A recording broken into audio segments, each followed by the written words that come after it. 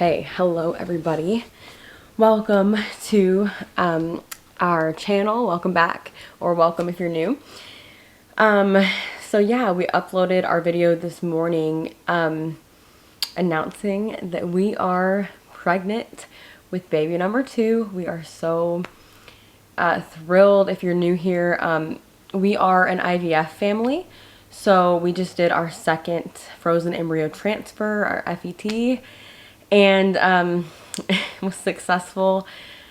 I'm blown away. What an incredible privilege to be able to be pregnant again, to have not only one but 2 transfers be successful.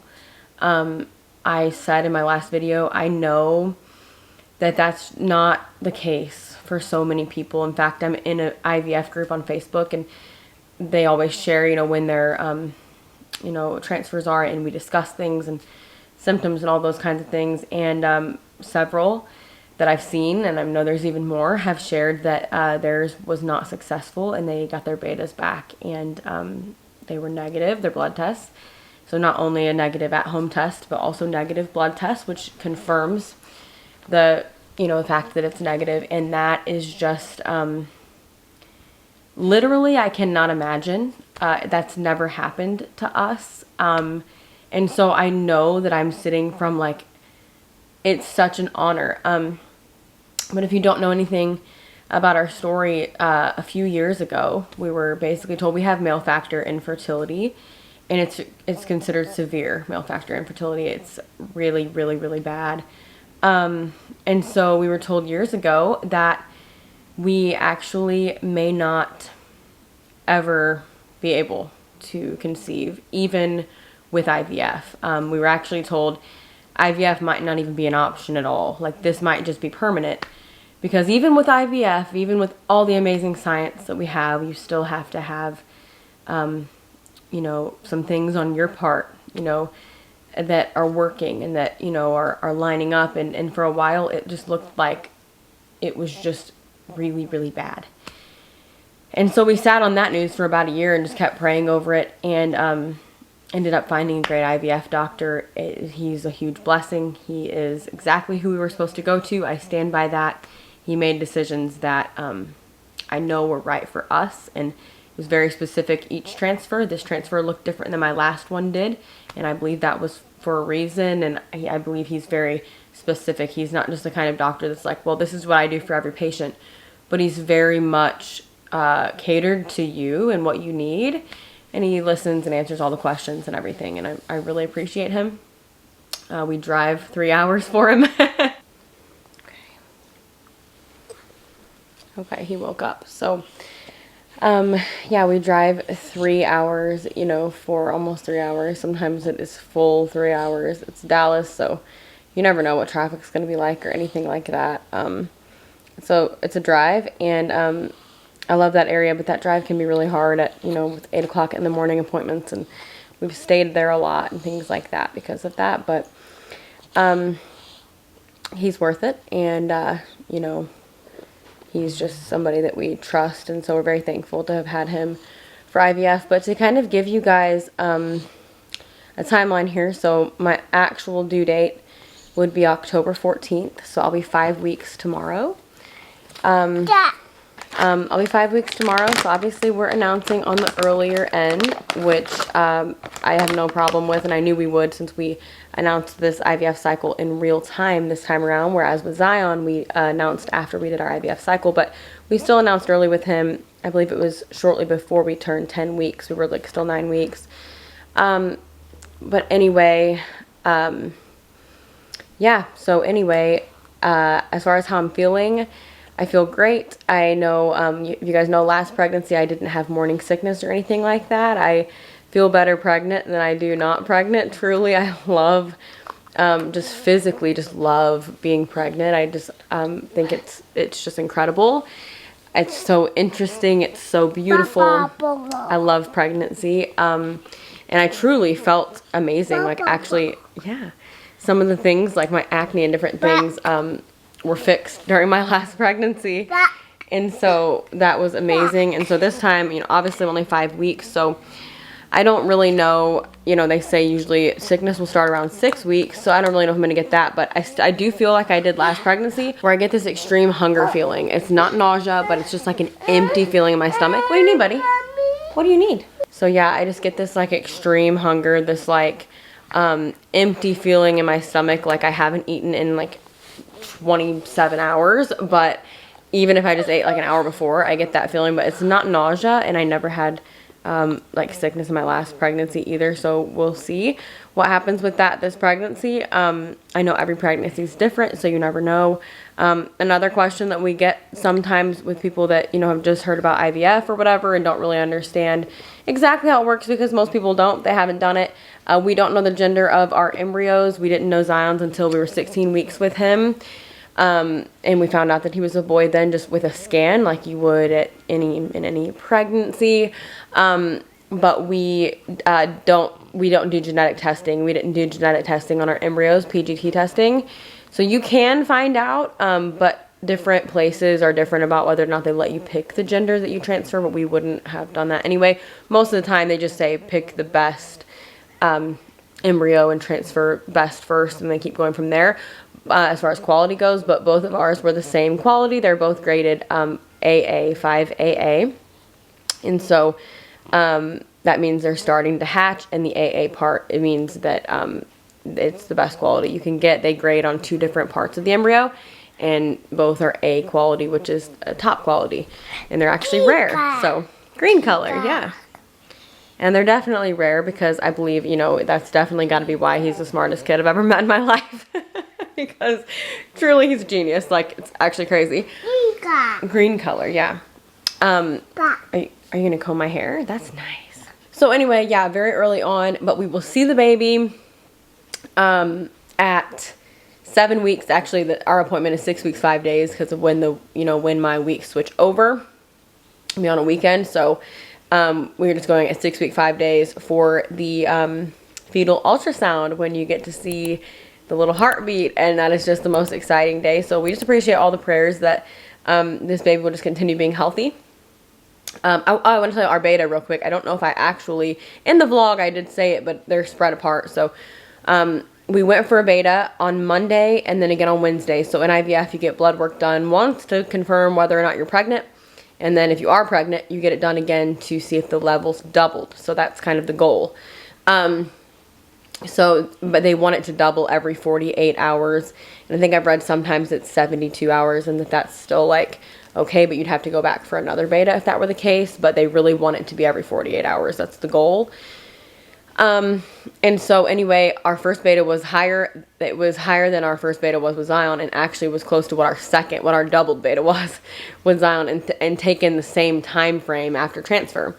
So, anyway, I do think this baby may have even implanted faster than Zion, and he was a quick implanter, I believe, because we did get a test early on, a positive test early on, but we got our first faint positive with this pregnancy at 4 days past transfer, which is insane. Like, if you're doing IVF, don't feel stressed if you're not getting a positive at 4 days after. That is so early, like, it's crazy. But it was very faint. You had to, like, move the test a certain way and all that. It wasn't, like, obvious, but I knew, Manny and I both knew it was there because, honestly, we've looked at so many negative pregnancy tests in our past several years, you know, that we were like, yeah, we know what a negative test looks like. This is not a fully negative test.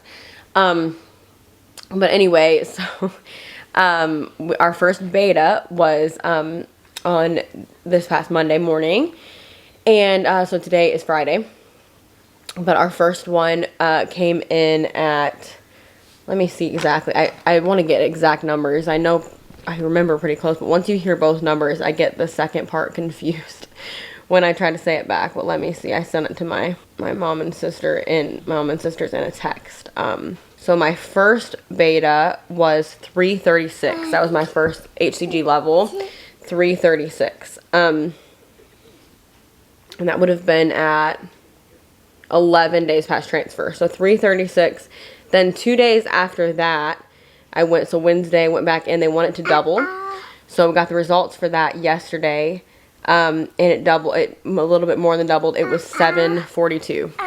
742. I was so excited about that result. That's like, you get really nervous about the whole doubling thing. You know, the first number, I knew the first one was going to be a positive pregnancy test because I've been getting positive tests. But you get really nervous, like, okay, please double. Like, this needs to double. And I really have no doubt, like, I knew this baby is coming home with us. Like, I just get that feeling, like, you know, I know. But it's still, when you know it's going to come down to a numbers game where it's like, it needs to be this exact number or I'm going to freak out. You know, I'm going to panic. Because a lot of the time, if it doesn't double, it does turn out okay. It's not always, like, a very negative thing. So I was like, what if it doesn't, but everything's fine, but I'm just going to freak out, you know? But thankfully, it's a great number, and she was actually just saying, when the nurse called, like, how great that was, and just scheduled our fetal ultrasound. So that's the next step. We're going to go in for our ultrasound. If I'm going to have morning sickness, I probably will be having it by then. So we'll see. Yeah. You're so smart. So I'll update you guys. I'll do pregnancy updates and all that kind of stuff this time, but everything's looking great. If a beta doubles, if the HCG levels double in 48 hours, that in this part of the first trimester, you know, early on like this, they don't obviously double forever like that, but it's very usually indicative of a healthy pregnancy.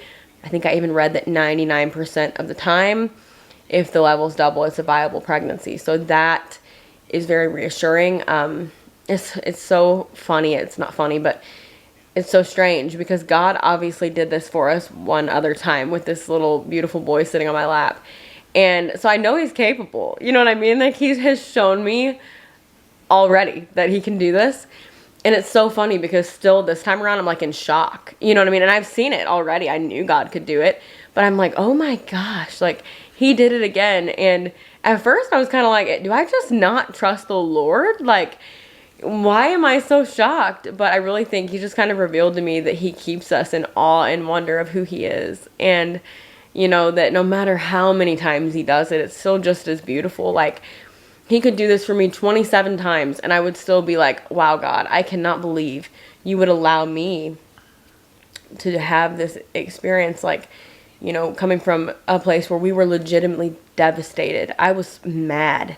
I was mad at the Lord. Like, you know, and I didn't have any right to be, but it's just human nature. It's what we do. I was just mad about the way things were going. I was mad about the reports we were getting. I was angry.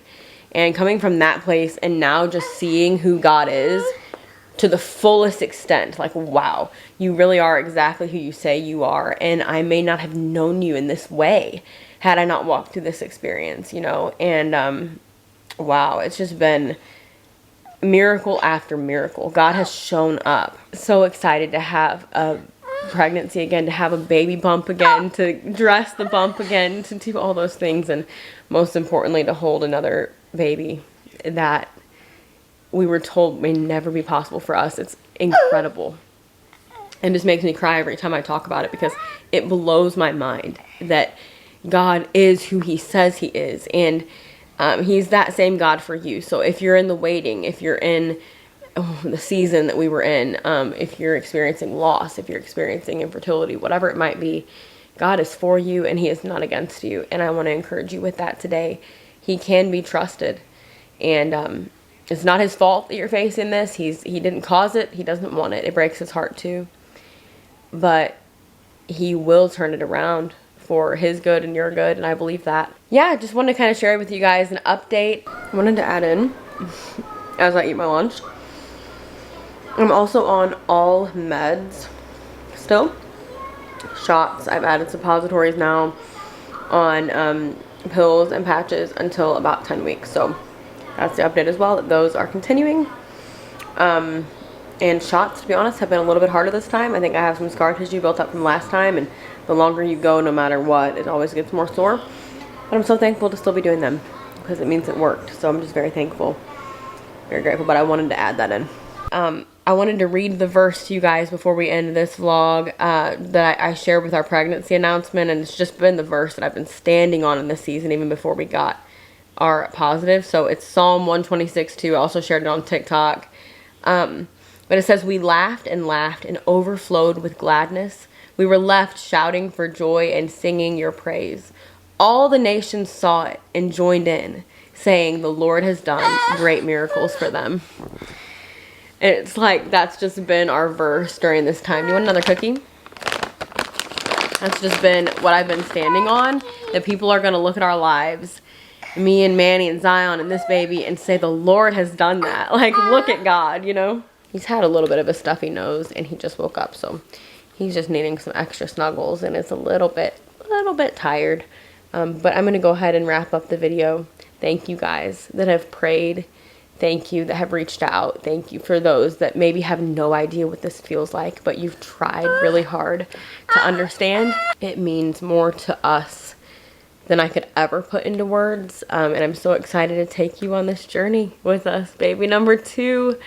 We'll see if it's a boy or a girl. Leave your guesses. We're already getting guesses. So we won't find out until around 16 weeks probably again. But so excited for that. And we'll take you on all the ultrasounds, all the things. It's just like with infertility, I never knew if I would be able to give him a sibling. You know, I didn't know how things were going to play out. It was always a concern. You know, I always just prayed, like, God, please let this little boy have a brother or a sister, at least the one. And you know, we want to keep having babies, keep, you know, in the future adopt and different things. We are not done. It was our last embryo from that cycle, but we're not done. You know, we're looking into the future adopting, but anyway, so it was just like, Lord, please let my baby be a brother, you know, to a little brother or sister. Like, this is just, I know he's gonna love that, and I want him to grow up with that. I want him to have that, and it just is so important to me. And God did it. He's so faithful. I'm just blown away, and I'm so excited to share with you. So I'm going to take you on the journey. Follow on TikTok and here on YouTube and all that. Instagram. Thank you guys. We appreciate your prayers. So many of you have reached out that we don't even know and have encouraged and have shared your stories. And so, chicken later. Goodness now I have to work. Mummy, can we have Peppa Pig is coming in hot. No, Thank you for watching. Remember, you are incredible. Jesus loves you. We'll see you in the next one. Bye, guys. Say bye. Bye.